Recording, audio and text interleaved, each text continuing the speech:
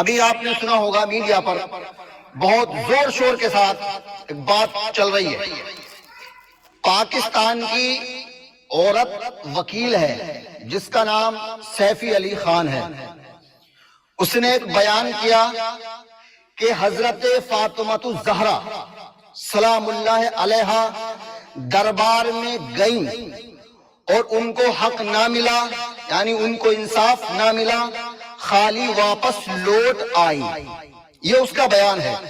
تو میں Ahmad Hasan Qadri Amroha U P India اس کے بیان کی تائید کرتا ہوں، تصدیق کرتا ہوں. جو اس نے کہا ہے وہ صحیح ہے. اور وہ صحیح کیسے ہے؟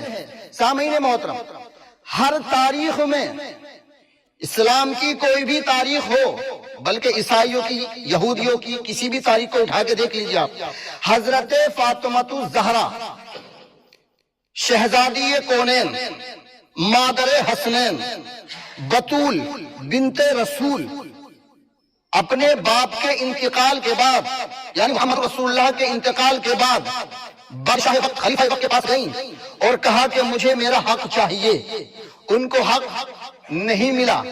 سامعین محترم، قرآن، حدیث، تاریخ، اس کو ایک طرف رکھیے گا. یہ ایک الگ موضوع ہے، الگ چیپٹر ہے، الگ میٹر ہے. قرآن، حدیث، تاریخ، اس کو تھوڑی دیر کے لیے الگ رکھ دیجئے گا. نبی کی بیٹی فاطمہ دربار میں گئی، 4 گھنٹے تک کھڑی رہی. کتنے گھنٹے تک کھڑی رہی؟ کوئی توجہ نہیں کی گئی، نہ ان کی عزت کی گئی. سامعین محترم، یہ فاطمہ معلوم ہے کون ہے؟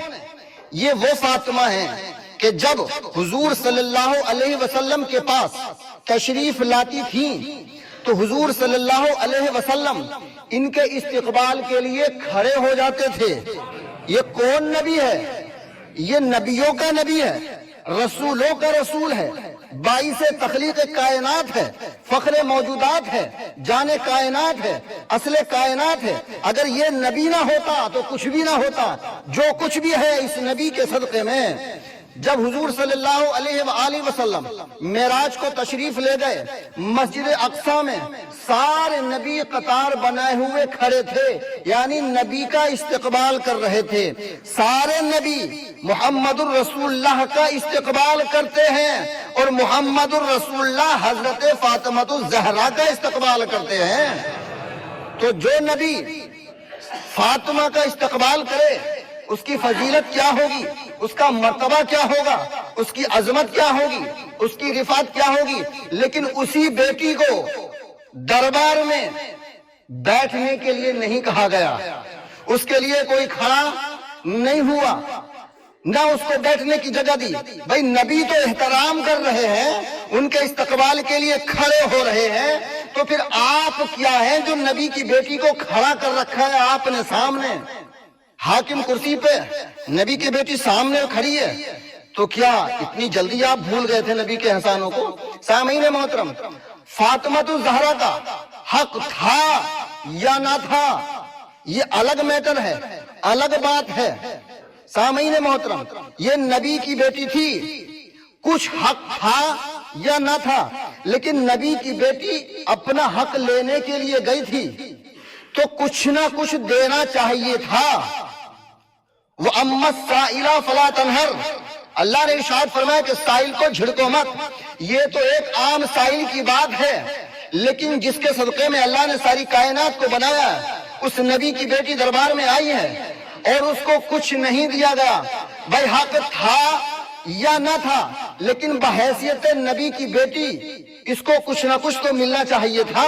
سامعین محترم، یہ وہ فاطمہ ہے کہ جس کے گھر سے، جس کے در سے کوئی خالی گیا ہی نہیں ہے. مجھے چھوٹی سی حکایت یاد آ رہی ہے، اور اللہ نے اس واقعے کو قرآن میں ارشاد فرمایا ہے، وَيُطْعِمُونَ الطَّعَامَ عَلَىٰ حُبِّهِ مِسْكِينًا وَيَتِيمًا وَأَسِيرًا. حضرت حسن حسین بیمار ہو گئے، حضور نے فرمایا بیٹی فاطمہ نظر مان لو، 3 دن کے روزے رکھو، تمہارے بیٹے کو شفا مل جائے گی. حضرت فاطمہ الزہرا سلام اللہ علیہ نے نظر مان لی، بیٹوں کو شفا ہو گئی. جب منت پوری کرنے کا وقت آیا تو حضرت فاطمہ نے بھی روزہ رکھا، مولا کائنات نے بھی روزہ رکھا، اور حضرت فضہ جو حضرت فاطمہ کی کنیز تھی اس نے بھی روزہ رکھا۔ روزہ پورا ہو گیا، جب افطار کا وقت آیا تو بس لقمہ توڑ کے کھانے ہی والے تھے۔ دروازے پہ دستک دی کسی نے، سائل نے کہا کہ میں یتیم ہوں، مجھے کھانے کے لیے کچھ دیا جائے۔ تینوں کے تینوں نے، علی نے، فاطمہ نے، فضہ نے اپنے حصے کا کھانا سائل کو دے دیا، خود پانی سے افطار کر لیا۔ دوسرا دن آیا، روزہ پورا ہو گیا، پھر جب افطار کا وقت آیا پھر ایک سائل آ گیا، اسیر آ گیا۔ سامعین محترم، اس نے دروازے پہ دستک دی، میں بھوکا ہوں، مجھے کھانا دیا جائے۔ تینوں نے اپنے حصے کا کھانا پھر سائل کو دے دیا۔ تیسرا دن ہوا، پھر افطار کا وقت آیا، پھر سائل آ گیا، تینوں نے اپنے حصے کا کھانا پھر سائل کو دے دیا۔ 3 دن تک بھوکے رہے، پانی سے سحری اور افطار کرتے رہے۔ یہ وہ لوگ ہیں خود بھوکے رہتے ہیں اور دوسروں کو کھلاتے ہیں، لیکن جب یہی فاطمہ دربار میں جاتی ہے تو اس کو کچھ نہیں دیا جاتا۔ عزیزان ملت اسلامیہ، نبی کا امتی، نبی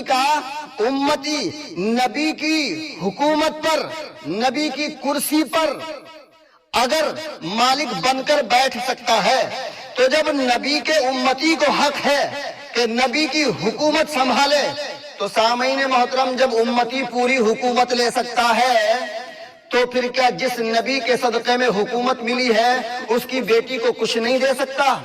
حق تھا یا نہ تھا، کچھ نہ کچھ ملنا چاہیے تھا، نہ ملا یہی ناانصافی ہے، نہ ملا یہی غلطی ہے، نہ ملا یہی ظلم ہے۔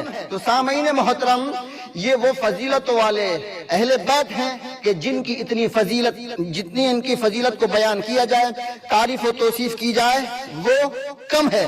کسی شاعر نے بس مختصر جملوں میں کہہ دیا ہے، پنجتن کی الفت ہی زندگی کی قیمت ہے، پنجتن کی الفت ہی زندگی کی قیمت ہے۔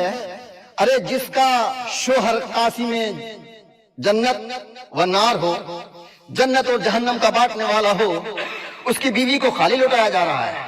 جس کا باپ وجہ تخلیق کائنات ہو، اس کی بیٹی کو تم خالی لوٹا رہے ہو۔ جس کے بیٹے جنتوں کے سردار ہوں، اس کی ماں، ان کی ماؤں کو خالی لوٹا رہے ہو، اور جو خود جنتی عورتوں کی سردار ہو اس کو آپ خالی لوٹا رہے ہیں۔